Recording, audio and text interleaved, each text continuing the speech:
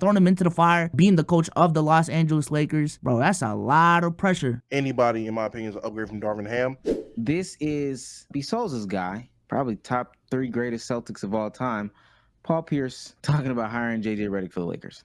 You want to make it look good and sound good? I mean, you go with J.J. Redick. I mean, but how does that look good and sound good? I mean, because you hear them, it sounds great. They draw up plays, and it sounds like the right thing to do. Sounds like he has a great IQ. Sounds like he has a voice or maybe a demeanor for coaching. Maybe it sounds like it. Mm-hmm. I mean, it's like but almost. You can't hire nobody based on sound. I get it. I mean, I brought this reference up many times. I mean, it's like that's what they do. It's like an Instagram model. It looks good all on there. It looks good, and then when you see it in person, it ain't what you think. I don't have an IG to be. It ain't what you think. Skip, I'm gonna tell you what it is. You check out an Instagram model. Yeah. And it looks all good right there when you scroll it, but when you see it in person, it ain't what you think. I wouldn't know. But, I'm telling y'all. I'm just telling Ernestine wouldn't let me. I'm telling y'all what it is. All right. And that's what I see right here with the Redick experience. Okay. All right. Back to Paul Pierce get a lot of hoes. I seen his IG live, so he paid for him too. I mean, hey, everyone paid for him. I ain't gonna lie, no cap. Something he got to get hoes the way his fucking eyebrows are arched. Now, I personally, I'll start it off. I do think that is not hot ass. I think it's a hot take. I actually kind of think it's a cold take. I think that they, put these people up here, posture them to be good head coaches and good head coaches, et cetera, the Steve Nashes of the world. I'm hearing Rondo's name start to creep in all these conversations. And again, I think this is just also adding on to what I was saying earlier. It's just easier to say these things. Hey, point guard, had to control the ball, know everybody's going to be on the court. He'll be a great coach. Hey, this white guy, he's playing the game off of IQ because he clearly doesn't have athleticism. He talks on a podcast. He sounds good. He'll be a good coach. We've seen time and time again where this just has not worked out. Like, coaching is a job. It's a totally different job than playing. Let's try to keep that fairly separate, especially because it's the smartest era ever. There's supposed to be smart coaches out there. Let's not get another face because he was an ex-player and he's a buddy of somebody. Have him come in and coach and use him as the next scapegoat. Let's not do that.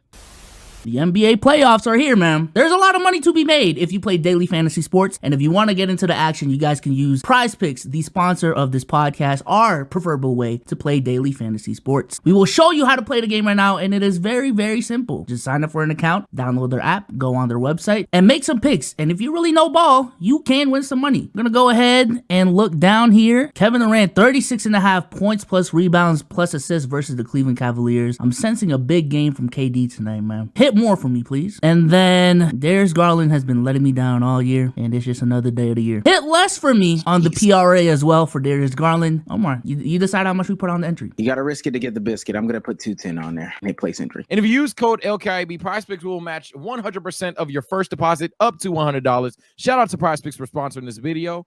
Now let's get right back to the content. Yeah, I'm gonna have to agree, man. Shout out to my guy Paul Pierce for a good take. Yes! You finally got one, man. I don't even think JJ isn't necessarily good enough to be a head coach in the NBA, but specifically for the Lakers job, I hate that fit. For JJ Redick, I hate that fit for the Los Angeles Lakers because this is going to be another scenario where LeBron gets a head coach that's young, that's inexperienced. And then we're going to have these same conversations that we had this year, next season, when JJ Redick just isn't ready for the job, in my opinion. And you need someone with experience, dog. I don't know why. I'm looking at the skip the line. I hate to cut you off, but why they keep letting the players skip the line? What you mean? Oh, it's the Steve Nashes and the. Why Jason Kidd, a film guy, assistant, a coach or whatever, and then become a head coach? And I know somebody's gonna say, well, they were players, they were doing all that. It's a totally different thing than sitting on the other side. Why do they let them keep skipping the line? Yeah, it's probably just a connection thing. I know a guy who knows a guy, and JJ Redick knows LeBron. That's what everyone's been saying. But yeah, JJ Redick, just if he was like, let's say, the upcoming head coach for the Charlotte Hornets or something like that, I would actually like that for him. Just give him the time to properly develop his skills as a head coach and get some reps in. But throwing him into the fire being the coach of the Los Angeles Lakers, and I'm assuming they're trying to win a championship next year in year one. Bro, that's a lot of pressure for a year one, not just head coach, but just a coach. I don't think JJ, I think he coaches middle school. I think I've heard on this podcast that right now he coaches middle school, so he doesn't have zero coaching experience. But obviously there's a fucking difference between coaching middle schoolers and the Los Angeles Lakers with LeBron and AD. So I ain't gonna lie to you. I think it's hot ass. Darvin Ham is ass. So anybody, in my opinion, is an upgrade from Darvin Ham. I disagree with Bezos. I don't think we're going to be having the same conversations halfway through the season that we're having now. I don't think we're going to be having the same conversations by the end of next season that we're having now, because I was having these conversations about Ham in his first year before the trade deadline, and no one else was. Everyone else wanted to give it time. So if y'all were willing to give Darvin Ham time, y'all was willing to let's see how it worked with Darvin Ham, y'all were willing to wait it out, sit the fuck back, shut the fuck up, wait it out. Y'all waited out with Darvin Ham, and he was fucking horrible. Wait it out now. What's the difference? JJ Redick, in my opinion, way fucking smarter coach. I've loved the things I've heard come out of his mouth compared to the things that came out of Darvin Ham's mouth, and y'all sat back, y'all shut your mouths, and y'all waited to see how it worked. I don't want to hear the whole, it's going to be the same thing coming from any nigga that told me, hey, man, just wait and see how it is. Because I wasn't willing to wait, and we ended up at this point. I don't mind JJ. I said it before. I would have much rather had Budenholzer. If anything, I would want JJ as a lead assistant. We get a coach that had experience. But if it comes down to it, it's not like we haven't seen rookie coaches, guys that have very little experience, come in and be good coaches. You don't know a guy's a good coach until he's a coach. Like, at the end of the day, it is what it is. Which rookie head coaches are you referring to? First one off the top of my head, Steve Kerr. Steve Kerr. Okay. And you can say, oh, well, he had the Warriors. It was his idea. It was his system that said, hey, we're going to move this player that's starting to the bench. We're going to bring Draymond up. So he already implemented things that he seen fit and thought would work and got them into a winning system. Now, whatever you think of Steve Kerr now is whatever, but he went on to win a championship as a rookie head coach. And even before that, David Blatt got to the finals as a rookie head coach. And LeBron hated him, but he still got there. But David Blatt had coaching history, though, right? That's fair. But again, I'm just saying, even then, I would still say a EuroLeague head coach is different than a NBA head coach, in my opinion. I would say David Blatt has had years and years, if I'm not mistaken, of coaching experience. Like, crazy. Fair. If David Blatt's a bad point, then it's a bad point. My fault. And then I would also say the thing about Steve Kerr. Steve Kerr had been an executive for pretty much a decade before he had stepped into the position of being a head coach.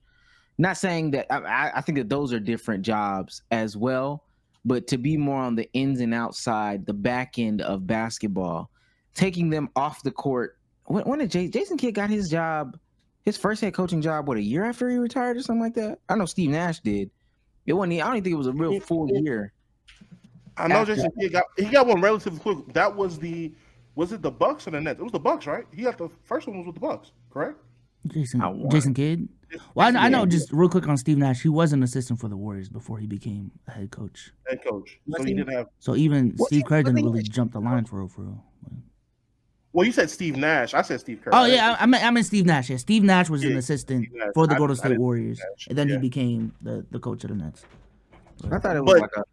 Go ahead. Go ahead. I was just gonna say with Jason Kidd. I mean, he was with the Bucks, and even if people want to say, I mean, it didn't end up working. Motherfuckers still liked him. Giannis loved him. Like, motherfuckers still liked him as a coach. So it wasn't like he just left a bad taste in motherfuckers' mouths. People liked him on the Bucks, even as a rookie coach. So it's not like just rookie coaches just suck. You got to find out, in my opinion. But even with Jason Kidd, I think that's like with JJ Redick. I think that's a more comfortable position for him, is because when he got Giannis, it wasn't we got to win a ring immediately. I think this situation is more similar to Steve Nash, but again, even Steve Nash had coaching experience where year one, you're going to get KD, you're going to get Kyrie, you're going to get Harden, make the shit work. Boom. And when he's not well equipped for it, the fuck happens? So I think the only anomaly in this situation that would fit something along the lines of a JJ Redick would be like a Brad Stevens. I think Brad Stevens didn't have any prior coaching. I want to double check. He was a coach in college. Oh yeah, college coach. Tripping. Yeah, so I'll say this. When it comes to coaching frame one out the gun, with minimal experience, JJ Redick is literally an anomaly. I don't think anybody's here to debate that. However, what holds me to talking about is this really hot is a hot take or hot ass, I'm indecisive because I'm not gonna lie. A part of me wants to say, bro, I've seen it in multiple sports, but especially in the NBA, low key, these like new minds are low key gonna have to be the wave at some point in time. So for me, when I look at a guy like, and yes, these are all people that have sat on the sidelines. Again, nobody's disputing that JJ Redick probably should do some time in the scout room or assistant coach. When I look at an Ime Udoka, when I look at a Tyronn Lue, coaches who are just like uber successful off rip. There's another coach I just had in mind a while ago, but then there's older coaches back then. The way that Tibbs got his career started, things like that. I'd be just sitting here. I'm like, damn, over time, we're gonna have to stop running the carousel of coaches that get fired and picking up. I see a lot of people want Vogel back, and don't get me wrong, if Vogel got back, I'm not gonna be pissed off, not at all. But I do think there's cause to pause, and the Lakers situation is delicate enough to where you done got cooked by the same team twice. You made the conference finals last year, and the only reason you didn't go far this year is because you ran into the same team that beat your ass last year. So you clearly have a hindering issue. If you think that hindering issue is strictly the coach versus the rosters you put together, I don't think it's the worst thing to get a new mind. Now, should that mind be JJ Redick specifically, we can have a whole different conversation. But I again, I concede that JJ Redick zero coaching experience is kind of crazy. Middle school does not count to me. I appreciate it being brought up. No, I could coach an elementary school team right now if I knew a guy. So like, what are we doing? But in terms of coaching the Los Angeles Lakers, and sorry, I'm obviously not feeling well, but I think I'm open-minded. Like, pause if needed, but I'm open-minded on who we bring in there because it's not one of these things where we need to have a veteran, and it's not one of these things where we 100% need like new life or anything like that. It's who do you think is the best basketball mind to draw up plays, like literally. If this is a setup for like a post LeBron, if this is the setup for, all right, let's start thinking about what the Lakers look like after LeBron retires. I don't think it's as bad as I'm making that out to be now. But if this is on some, all right, we're maxing out the LeBron AD era for a couple more years. JJ Redick's our guy. That's where I just completely disagree. But I would just say that I've been adamant. I'm done with LeBron, so I don't want LeBron to come back. I've said that a couple of times. So again, JJ would not be my first recommendation. There's probably a couple coaches I could think of I would want before JJ, but I'm not going to be mad at a JJ Redick because I think he's a good basketball mind, and I'm never going to be mad at somebody who is pro analytics in a pro analytics game coming to coach. And when we look around the league, a lot of these other teams that are starting to turn the wheel, turn the corner, change the trajectory of what their franchises are, they have guys who are basketball minds that are analytical guys. Mark Daigneault, to my belief, he's an analytical guy. I don't know what his experience was before coaching the Thunder, but he's an analytics guy. He's an analytical guy. He's a stat guy. I'm glad you brought it up, Damo, because literally that was the first person I thought of when I had Googled this person. Is a Thunder coach. Holy Cross coach since 2007 to 2010. Yes, sir. Assistant coach at Florida. Then was at the Oklahoma City Blue from 2014 to 2019. Assistant on the Thunder in 2016. Assistant on the Thunder from 2019 to 2020, and then 2020 to present, he has been the Oklahoma City Thunder coach. So he has experience. And mind you, this goes back to even what I was saying, and I do want to just quickly put there. Steve Nash didn't have coaching experience. He was a player development consultant. Was he a shooting coach type shit? Yeah, okay. Type shit. This is another thing. I said this, and I'll go back to spinning the block. The Lakers have a G League team. When are we going to start utilizing these platforms to do actual fucking things? Are we developing players? Are we developing coaches? Like these could be pipelines right here, but the NBA franchises, teams, they just don't take any of this stuff seriously. But y'all haven't been serious since Dr. Bus died. Let's continue.